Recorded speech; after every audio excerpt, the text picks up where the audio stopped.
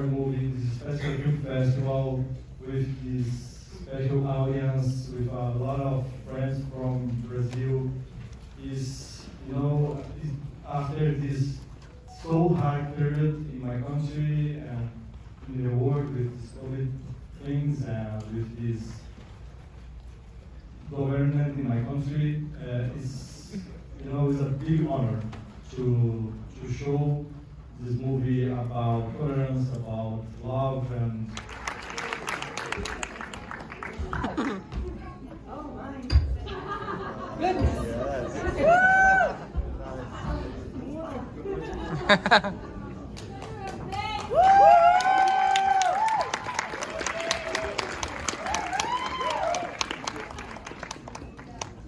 Wow. Wow. Congratulations, first of all. Well, it's an honor to be here. Congratulations, ladies, for this beautiful night and to conduct this conversation with this genius. Congratulations. I mean, I have a lot of questions and I want to know a lot about the movie, and I'm sure a lot of people does, but I want to start with, when was the moment, or why? Because this is a love story. This is a story about self-acceptance, self-discovery. It's a journey. So when was the moment that you thought, I need to, and it's a queer story, most of all, to begin with. When was the moment you decided, I need to tell this story, I want to talk about this? What it is about this story that compelled you to write this movie and make this movie? Bom, I speak in Portuguese, but I have eu, há algum tempo, venho me incomodando muito sobre como nós, homens heterossexuais brasileiros, talvez latino-americanos, expressamos as nossas emoções, expressamos os nossos sentimentos, porque quase sempre é de uma maneira opressiva, quase sempre é de uma maneira violenta. E fiz 2 filmes anteriores falando sobre essa masculinidade tóxica, mas eram filmes muito pessimistas. E a partir de 2018, com tudo que vem acontecendo no nosso país, eu comecei a sentir vontade de entregar para a audiência algo mais positivo, algo mais belo e algo que fosse transformador. E aí eu decidi fazer esse filme sobre afeto masculino, desde uma perspectiva mais amorosa, e esse é o motivo pelo qual eu conto essa história de amor entre um homem que não sabe muito bem como expressar seus sentimentos, descobrindo como fazê-lo. So for a while now, it's been bothering me how heterosexual men in Brazil, but maybe also here in the US, express their emotions with oppression and violence when they can express it. So I've made 2 movies that deal with this, but they're pretty pessimistic. And since 2018, with the political situation in Brazil, I wanted to deliver something to the audience that was more positive and lighter, and I wanted to deal with affection, especially how heterosexual men deal with affection, and tell the story through a love story, which is why we decided to approach this theme by telling a love story. E ao mesmo tempo o Brasil é o país que mais vitimiza pessoas da comunidade LGBTQIA+, é o país que mais mata pessoas transexuais. Eu tenho muitos amigos da comunidade LGBTQI que sempre me provocavam e sempre diziam que estavam fartos, cansados de assistir na tela histórias que repetem o cotidiano que eles vivem, então, o cotidiano de violência e de opressão. E provocado por esses amigos e por essas amigas, eu decidi fazer um filme não acerca de como as coisas são, mas acerca de como as coisas podem ser. E as coisas podem ser muito melhor do que como são.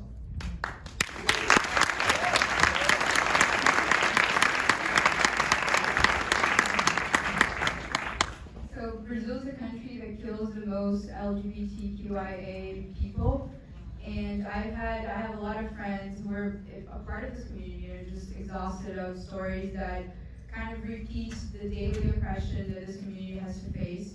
So I decided to make a movie that isn't necessarily what is in Brazil right now, but what could be, and things can be a lot better than they are right now.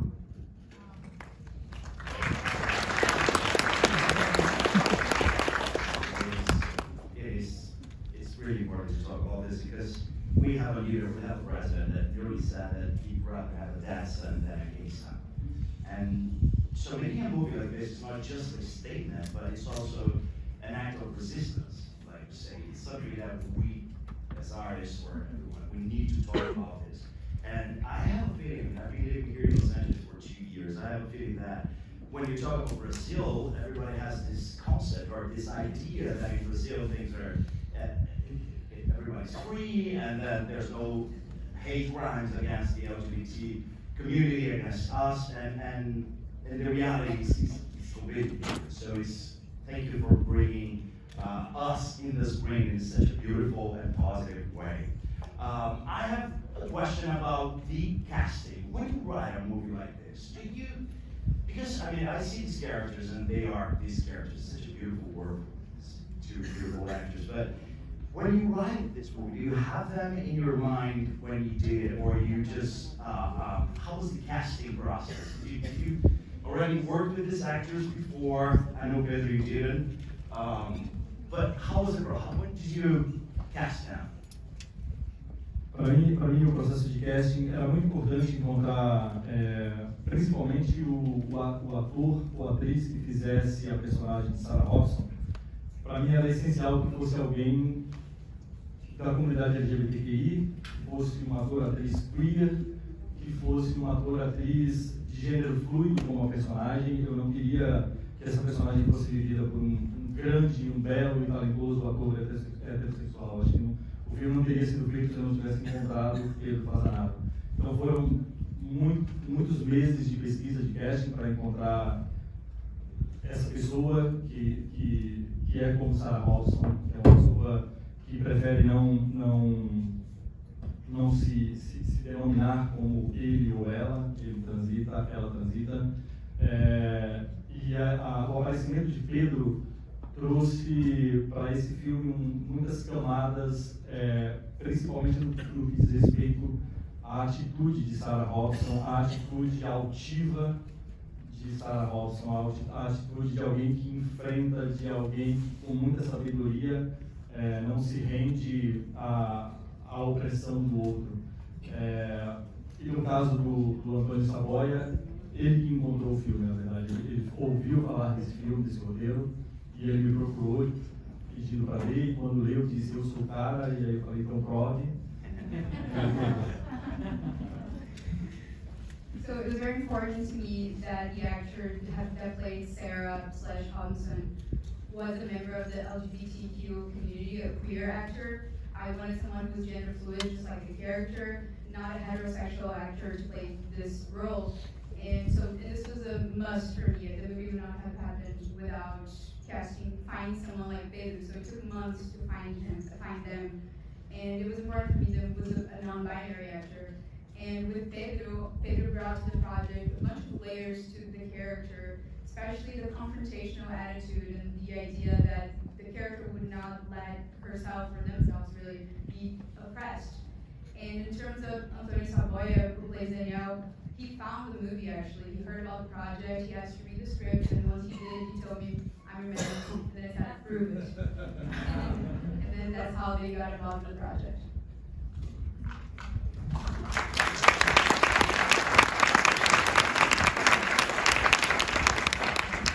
Tell us a little bit about this journey. Like, why did you decide to start the movie in the South, in Brazil, which is, if we talk about, for anyone who doesn't know, the South is a little more developed in the sense of economical sense in Brazil, and then there's this journey to this little city, little town in the north. How is this connected to this story? Why do you think this journey is, because it's not just a physical journey, it's an emotional journey, of course, but what was your idea when you wanted to connect these two so different Brazil, countries in the same country?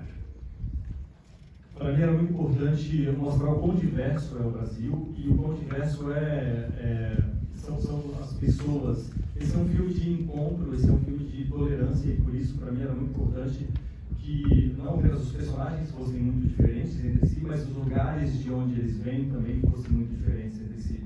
O sul do Brasil é um lugar de forte colonização europeia, ucraniana e polonesa, é um lugar muito frio, desenvolvido economicamente, mas muito conservador em seus hábitos e costumes. Enquanto o Nordeste, que é a parte relativamente mais pobre, é um lugar muito mais progressista. E para mim mostrar esses dois Brasis diferentes se encontrando e sendo capazes de se escutar, se olhar e se amar, era o grande sentido desse filme. E para além disso, eu fiz o caminho inverso de Daniel em minha vida. Eu nasci numa pequena cidade no interior da Bahia, como Sobradinho, mas vivo em Curitiba. E aí, quando decidi fazer esse filme de amor, que eu nunca tinha filmado na minha terra natal, eu escolhi fazer um filme de amor em minha terra natal, e acho que isso seria mais significativo para mim.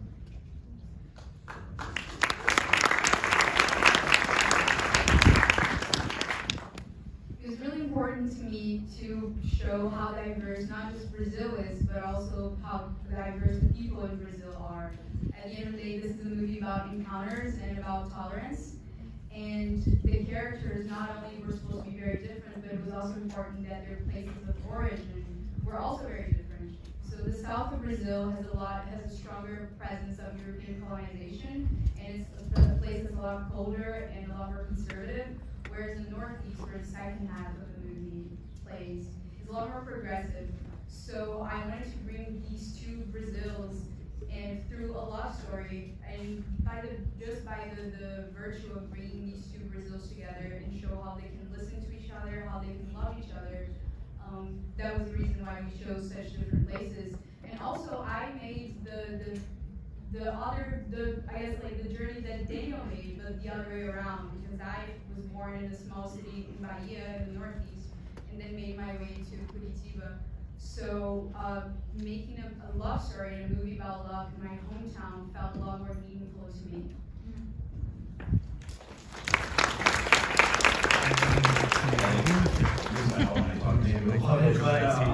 I thought it would have to be brief. So I'm going to ask you the last question, and then we're going to open for 2-3 questions for the audience, and then we're going to have a cocktail party, and if you want to talk to Aly, you can. So my last question is, you're pre-selected to represent Brazil in the Oscar.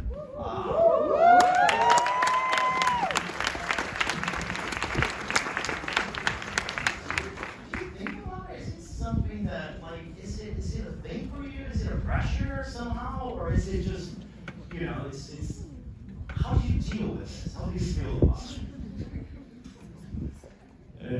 Representar o meu país nesse momento histórico com um filme de amor é uma grande responsabilidade, mas eu tenho encarado essa responsabilidade com a mesma leveza que Sarah Paulson encara a vida. É um grande privilégio fazer cinema em meu país. É um privilégio maior ainda representar meu país nesse momento, esse filme. É uma luta, né, fazer cinema. É uma luta fazer cinema no Brasil. E, obviamente, o fato de ter sido escolhido para representar o Brasil no Oscar traz mais visibilidade para o filme, que é o que mais me importa nesse momento, porque acredito que o filme tenha coisas importantes para dizer nesse momento. Então, eu lido com muita leveza. Se acontecer de, ao final de dezembro, estarmos na shortlist, eu voltarei com o Clyde para trocar e tomarei uma cachaça. E se não estivermos na shortlist, eu tomarei uma cachaça do Brasil.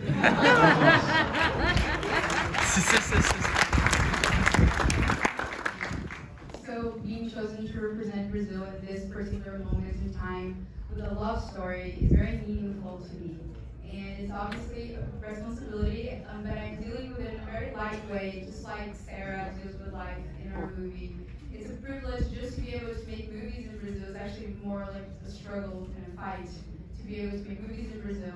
And the great thing about this Oscar buzz really is the visibility that the movie is getting, because I believe that we have something to say with this movie. And if when December comes, we are in the short list, and then later the nominations, it's going to be great. I'm going to go have some cachaça. And then if it doesn't happen, I will still have some cachaça.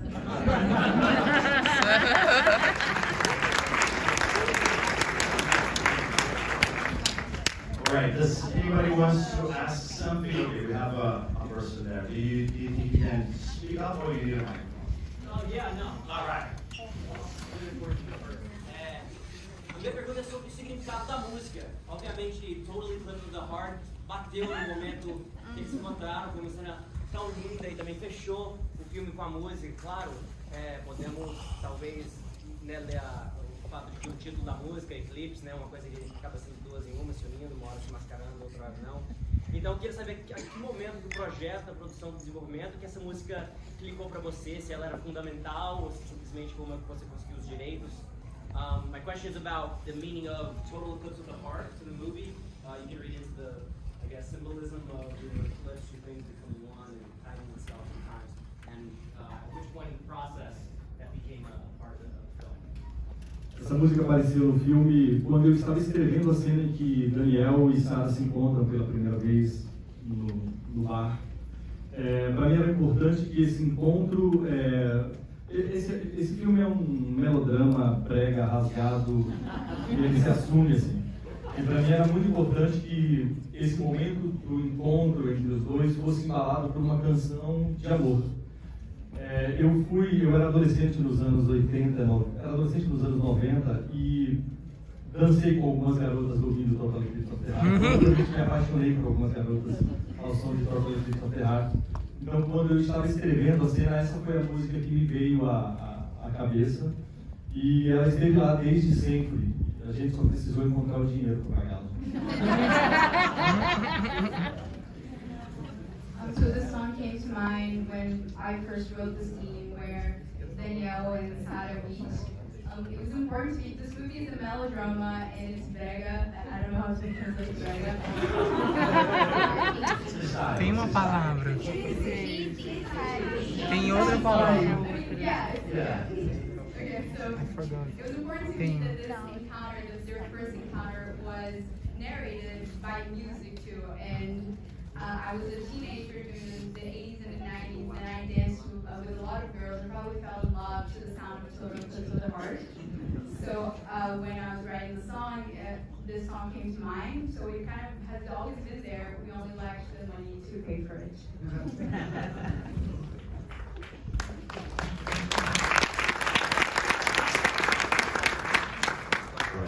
Hi. It caught me a lot of attention, also your supporting cast. I think all the actors that we see there, we can recognize from other works. Particularly, I think the elders, in my case, they called a lot of my attention, like the grandmother, the father. They didn't need to say much, but their participation was super strong. I think it's also very fortunate that you have your acting coach here tonight, but I would like to hear from you, how is the rehearsing room like? In a project like this, how long you take to work with the actors, and you also have a script that's written by two people, right? So like if you could talk a bit more about the characters, I would love to hear about that. Eu sou uma pessoa profundamente apaixonada pelos atores e atrizes. É a parte que mais me toca, é a parte que mais me diverte durante o processo de trabalhar com os atores e as atrizes. Sou muito feliz dirigindo atores e atrizes e por isso sempre faço processos longos de preparação de ator e atriz. Quase sempre conto com um coach, com uma preparadora de elenco. No caso do Deserto Particular é a Nara Mendes, que está aqui em algum lugar na sala.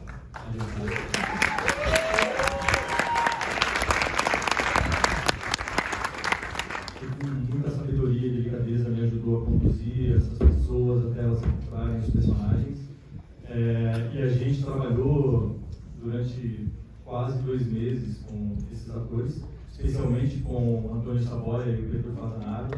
Tem uma coisa muito bonita que foi uma proposta da Nara que aconteceu durante todo esse processo, foi os atores que vivem Sarah Paulson e Daniel, eles fizeram todo o processo de preparação vendados. Eles nunca se viram, eles só se viram pela primeira vez, na primeira vez em que filmamos os dois juntos, que é justamente a cena em que Daniel encontra Sarah pela primeira vez no bar.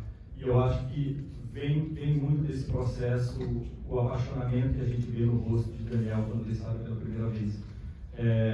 São esses processos de descoberta que os atores propõem, ou que um preparador de elenco, como Nara propõe, que me fascina nesse meu trabalho. So I love working with actors and actresses. That's my favorite part of directing. I'm in love with the process. That's why my process of working with them is usually very long. I try to prepare for a very long time.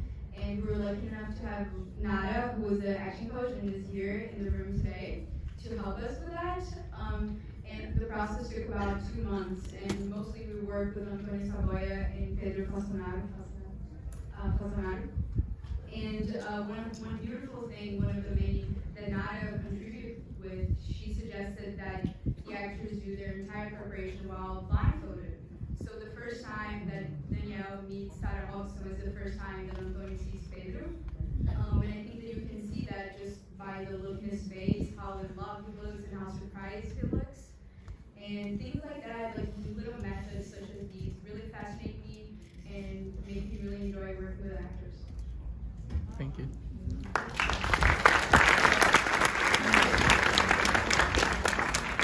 One last question before we go to the cocktail.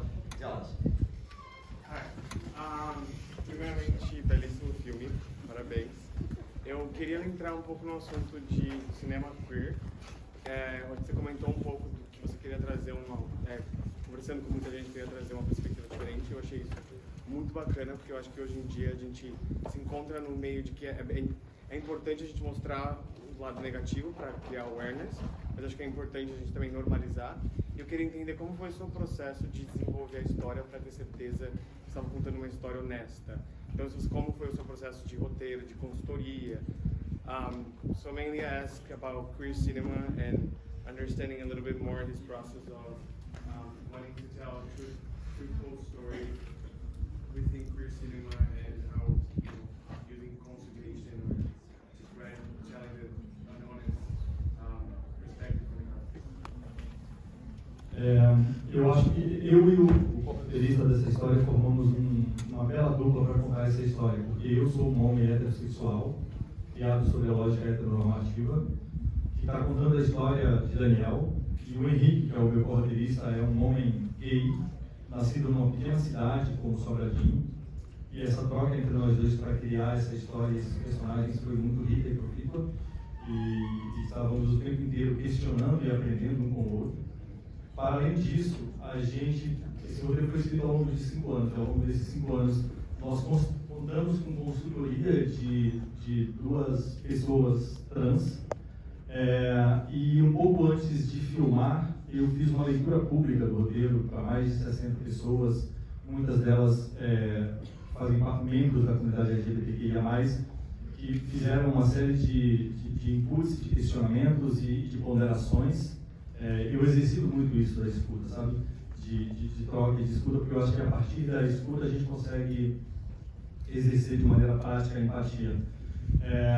E aí, quando Pedro veio para o filme, e a nossa caracterizadora também, a Britney Federline, que é uma mulher trans, veio para o filme, vieram trabalhar juntos comigo, elas como pessoas, Britney uma mulher trans, Pedro uma pessoa de gênero fluido, também trouxeram uma série de questionamentos e de inputs que fizeram com que essa história se tornasse uma história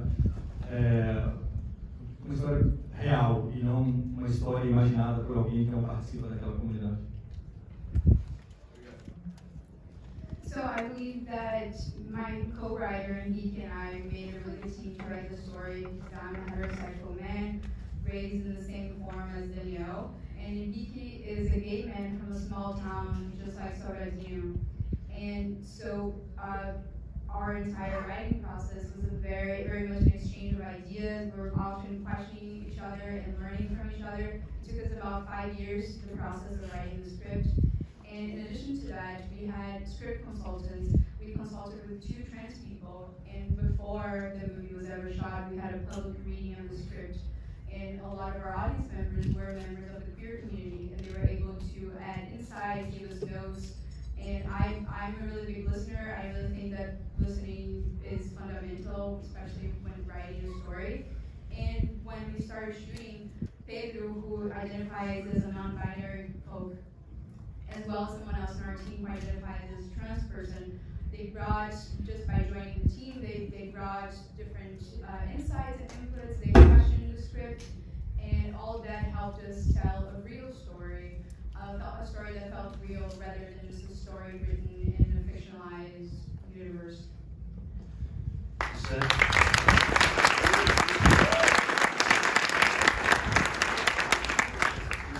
took 5 years.